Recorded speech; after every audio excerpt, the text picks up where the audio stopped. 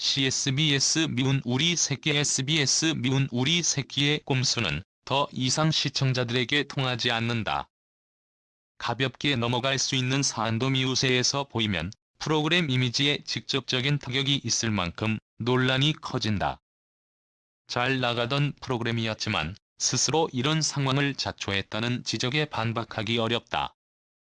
미우새는 나이든 엄마가 화자가 되어 싱글족 아들의 일상을 관찰하고 모자지간의 육가 일기를 모티브로 하는 관찰 예능이다.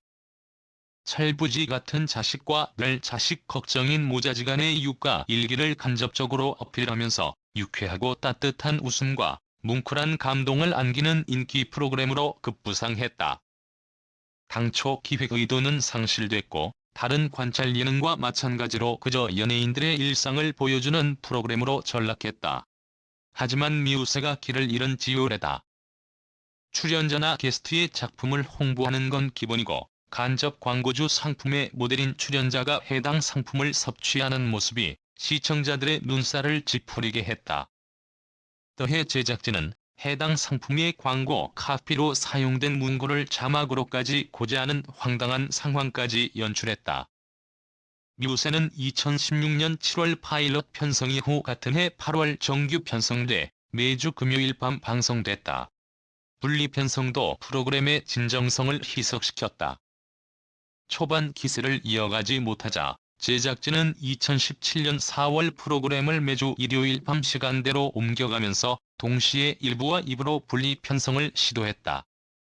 2018년과 2019년은 미우새의 인기가 절정에 달했고 제작진은 하나의 프로그램을 3개로 나누는 무리한 쪼개기 광고로 시청자들의 피로를 부추겼다. 시청률은 해당 시기를 기점으로 현재까지 꾸준히 하락세를 보이고 있다. 간혹 소폭 상승한 수치를 보이긴 하지만 무너지는 시청률을 끌어올릴 정도의 반등은 없었다. 최근 한 달간의 시청률을 살펴보면 10% 초반에서 15% 사이에서 시청률의 상승과 하락을 반복하고 있다. 한때 최고 시청률 30%에 근접했던 미우새의 시청률이 반토막이 난 것이다. 시청자들의 분노를 부추긴 건 무리한 쪼개기 광고뿐만이 아니었다.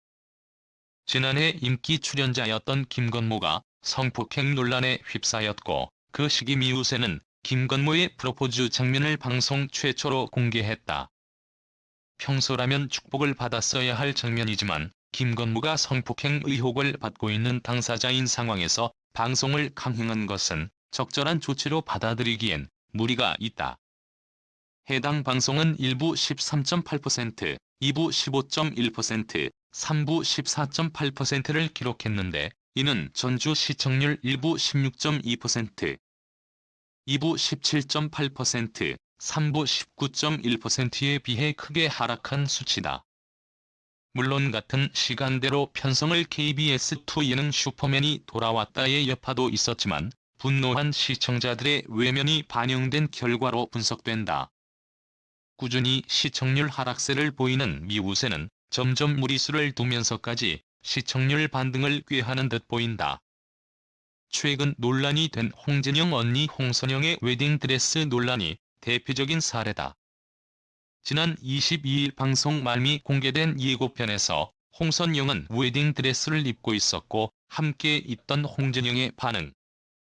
스튜디오에서 이를 지켜보는 어머니들의 반응을 통해 결혼을 앞두고 있는 듯한 상황을 연출했다. 하지만 방송 이후 화제가 되자 홍진영 측은 방송 콘셉트일 뿐이라고 일축했다.